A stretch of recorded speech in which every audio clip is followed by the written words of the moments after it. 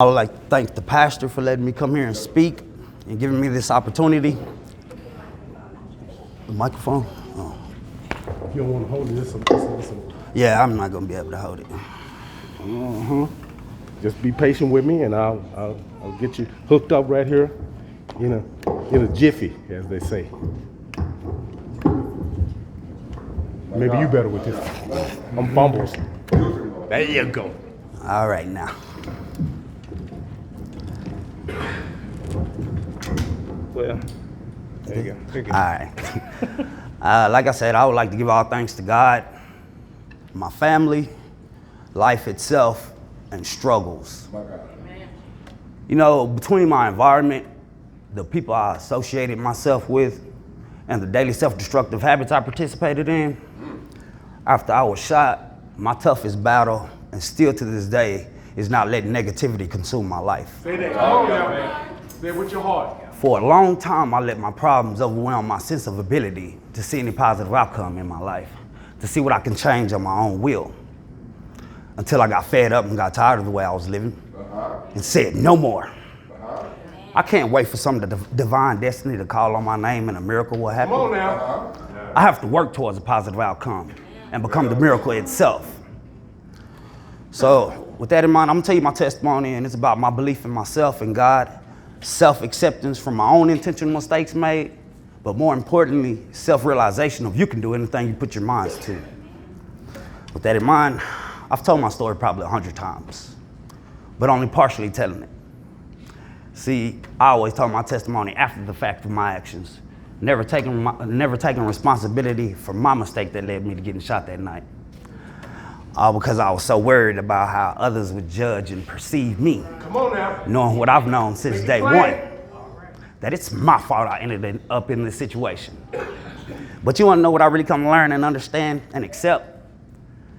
Just like everybody else in this world, I'm a work in progress. Yes, my God. With that being said, Friday, June 22nd, 2007, around 10 or 11 p.m., I made my way down to the bus stop coming from my aunt's apartment complex trying to catch the last bus to my girlfriend's house, which I did every weekend. But as I stood there at the bus stop, a Hispanic male turned the corner from the go light and proceeded to pass me. Now, he must have thought I was a female because at the time I had long hair. But as he turned the corner, he made sexual gestures, which made my anger go to a level it's never been before. And I'll explain why. He had become a third Hispanic male that tried to pick me up in this manner. But this guy was way more direct. Still, there's no excuse whatsoever to make up my mind the way that I did. Now, I was 16, stubborn, and had created full-blown addictive habits. And let me express to you from personal experience, being under the influence, there's no such thing as making the right decision. Me being under the influence that night did nothing but fuel my anger, and I wasn't thinking clearly. It was like throwing gasoline on a fire. But for some reason, after the sexual gestures, I stuck my hand in my pocket, and I forgot all about this blade I recently started carrying around. But once I felt it, I made up in my mind. I'm gonna take everything he has for wanting to mess with a kid. So I flagged him down. He turns around, I walk up to his truck, and out of nowhere, with no questions asked, he hands me $20. So in this moment, being under the influence, I made up in my mind, since he wanna mess with a kid, I'm gonna take everything he has. So he then directs me to go behind a store where there was almost a pitch black back street. I go, and I don't know what I was expecting, but we were back there no longer than 60 seconds. I remember him making it clear what he wanted, and my anger escalated, and for me wanting to take everything he had, to me seriously wanting to hurt this man, to put it kindly. But at this point, all I kept repeating was, let me get in your truck, let me get in your truck. He must have noticed the anger in my voice or realized I was a guy. One of the two, because after me asking several times, there was a pause where he just looked at me, and all of a sudden he peels off and turns down a side street that led to an apartment complex at a dead end. I stood there for a second, then walked out behind it. I took several steps toward the apartments to go see a friend I recently met. I figured I had $20, why not? But I quickly changed my mind because I remember 2 weeks prior to this night, a group of guys ran me out of them specific apartments shooting into the air, which I know should have been a bigger sign to stay out of the area. So immediately I stopped in my tracks and turned back around, headed back to the bus stop. I took about 5 to 10 steps when from a distance I hear a car. So naturally I turn around, and this time it was a white truck approaching in my direction. I ain't think nothing of it to turn back around and proceed to my destination. I took about 3 to 5 more steps and a white pickup pulls up alongside of me. I look up and notice it was 2 Hispanic males. And a passenger leans out his window and asks, "Hey, you know I can find some dope?" Now I grew up around here. Don't nobody just pull up on you and ask where to get some dope. Yeah. So I don't know what you're talking about. I respond, "I don't know what you're talking about." And as I'm turning my head back forward, out of the corner of my left eye, a black object appeared. So I do a double take. And boom, boom, boom, boom, boom, boom, boom, boom. It happened. Police say they must have emptied the clip due to all the shell casings found, but through the grace of God, only one bullet penetrated my abdomen and did more than enough damage. My body turns, legs twisted, and I went completely limp. While in shock, I didn't quickly comprehend what was happening until I heard the car door slammed in footsteps. I knew something was terribly wrong because as hard as I tried, I couldn't move. The door slammed, I hear footsteps, and calm and quietly someone asked, "Hey, how many times you get shot?" I don't know why, but I muttered as best I could, "I don't know." Then someone began going through my pockets, taking the $20, my day pass, and the blade I was carrying. Like seriously, all this over $20. At this point, I'm thinking they're gonna finish me off right then and there. But thankfully, they got back into the truck and drove off. Finally, my body came out of shock. More than likely due to adrenaline rushing and drugs, I didn't feel the pain. So me being goofy as I am, my first thought, God, I done got shot. Jokingly, that is, until I go to pick myself up, only to find out I couldn't. My legs wouldn't budge.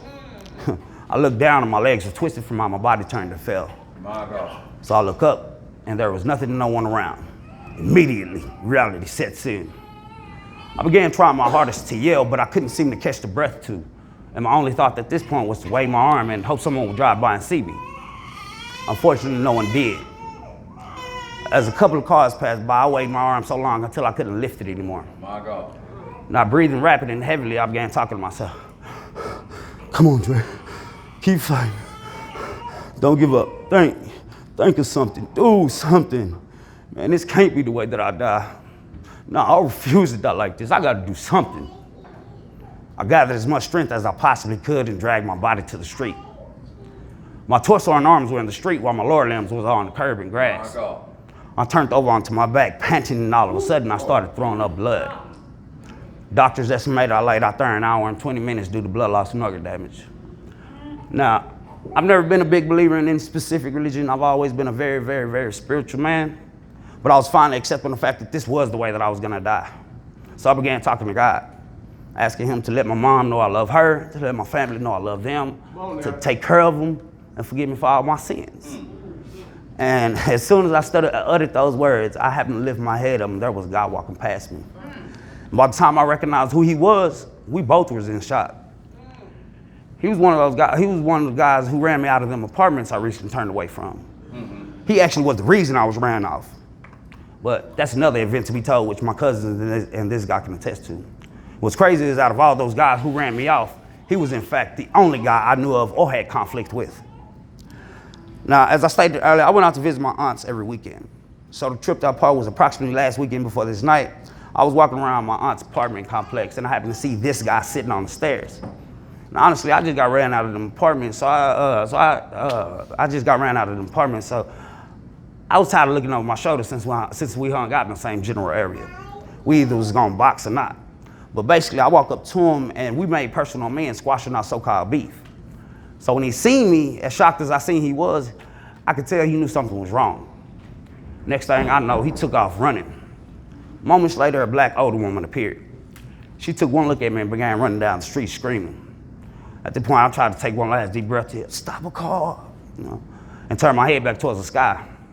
And within a matter of seconds, out of the corner of my right eye became this light, and it began to get brighter and brighter. By my mom's, I later found out that a woman was driving a car when she spotted me.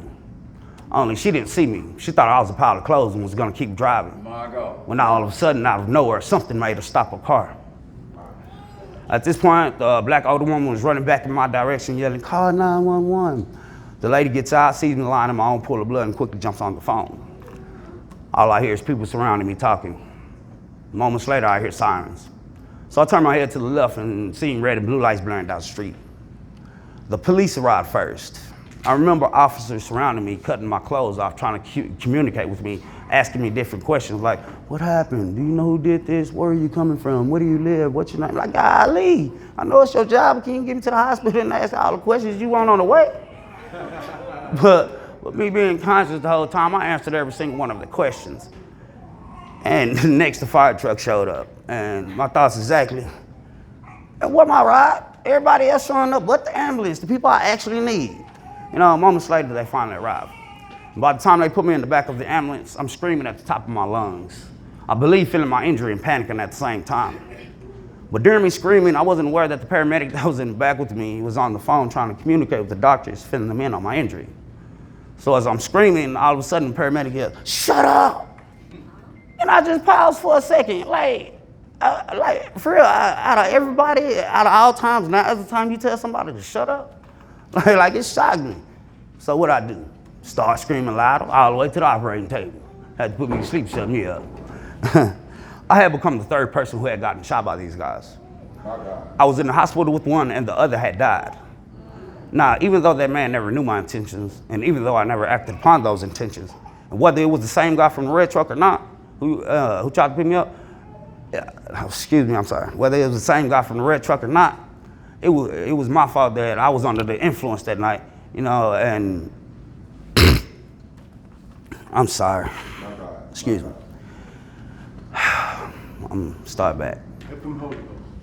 I had become the third person who had gotten shot by these guys. My God. I was in the hospital with one and the other had died.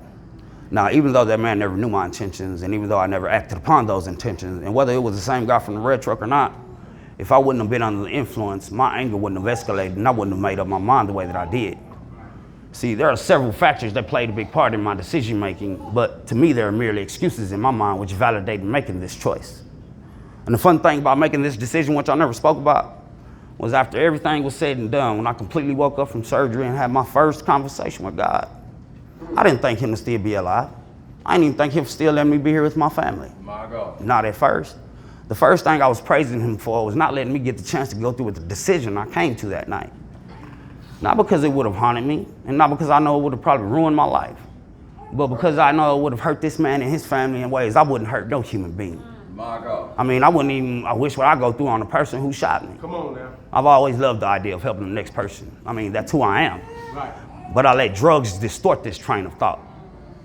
Now, during the time of the shooting, the young lady I was dating had a son on February the 11th, 2007. She lived about 1.5 miles from where I resided, and I walked back and forth from my house to hers daily. And on those walks, I would have conversation with God about taking care of them and helping the world in a significant way. Well, on one of my last walks, I vividly remember practically begging God, God, please let something happen in my life where I can make a positive impact on this world. God, please let something happen in my life where I can make a positive impact on this world. Well, I was later shot on June 22nd, 2007, a couple months later. So be careful what you ask for. But my point being, I'm choosing to make my situation my purpose, using my condition to be able to gain from my pain, which brings me to the point of choices and decisions.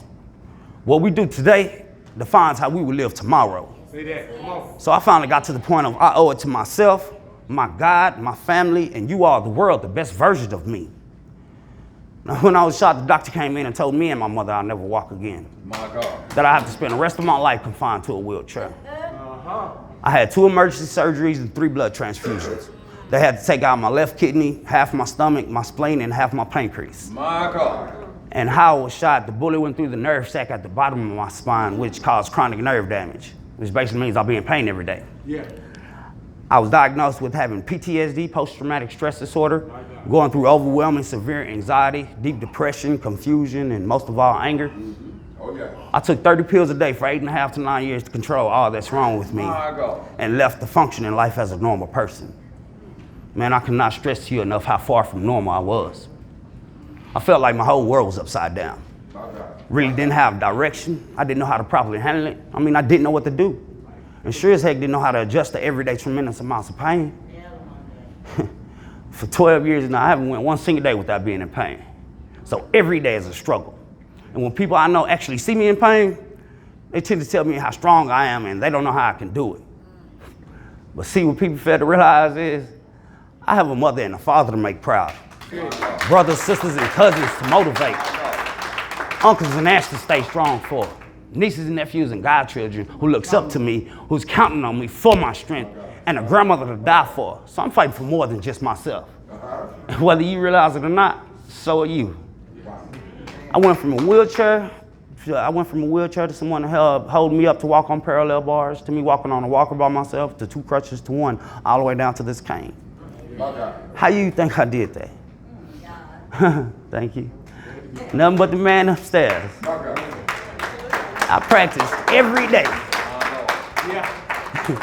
Even when it hurts, I practice. So if I done all of that with faith in myself and God, perseverance, consistent daily practice, and motivation, imagine what you can do with yours. So no matter how much pain I'm in, I still have to work out. I still got to teach myself how to walk all over again. No matter how much it hurts, no matter how many times I fall, I'm getting back up because I'm fighting for something more. Every day I wake up, I push myself, practicing and striving to better my being in every aspect in my life. By choosing to live better, eat better, and feel better. By choosing what I put inside my mind and body. So with the help of God, I'm taking back my control to create my own destiny. Because while speaking, I'm making a declaration of raising violence awareness and making a positive, inspiring impact on this world. And in doing so, I've created this simple custom-made wristband to say, it states stop the violence on one side, something simple. It states stop the violence on one side, awareness on the other, and Andre King raising awareness one person at a time on the inside. Now, something simple, yet means so much in so many ways. So I need you to do me a favor and direct your attention specifically to the word awareness. because if you get a wristband or not, I'm about to raise your awareness and consciousness to a new level of thinking. So you can gain a whole new perspective on life if you haven't already. Now give me a minute, I'm just about done. I just want to take you a bit deeper for a second. And finding myself, coming to myself, while writing, speaking, creating slogans, basically doing things that's most important to me, I cannot express how more than most days, they were the only things that pulled me through. My thoughts, my ideas, my dreams was the main source that gave me that drive, that gave me the passion, that gave me the motivation to take action and chase this thing we call success. So I had to take a deep look within myself to see what I had to offer the world instead of looking for what the world has to offer me. What can I give instead of what can I get? See, when I created the wristband, received them in the mail and put it on, for me, it was like I created something to believe in. And every single day I let it keep in my head because we can choose to ignore this internal voice like many of us do. But every day I let it keep in my head, Andre, what are you doing right now? Andre, stop watching TV and get to work. Andre, you know that ain't healthy. What happened to you doing what you said you was gonna do? You said you was gonna start eating healthy and exercising. You said you was gonna write that song, that book, that poem. You said you was gonna get out of that toxic relationship and leave negativity alone. You said you was fixing to finally make this change and get on the path to become the man or a woman you're meant to be, who you're destined to be. And it's hard. Believe me, I know. I understand. I said I was gonna do poster kid until I started taking real actions only on the things that will be beneficial to real progress in my life. And that's all I want for any and everyone I come in contact with.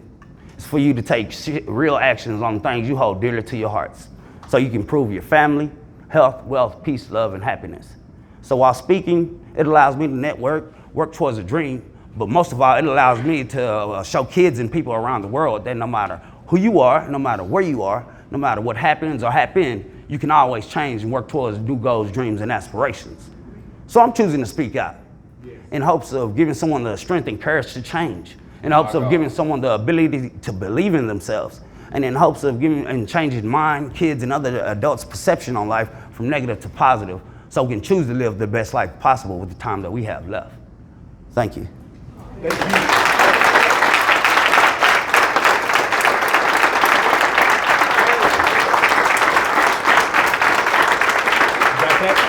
Yeah.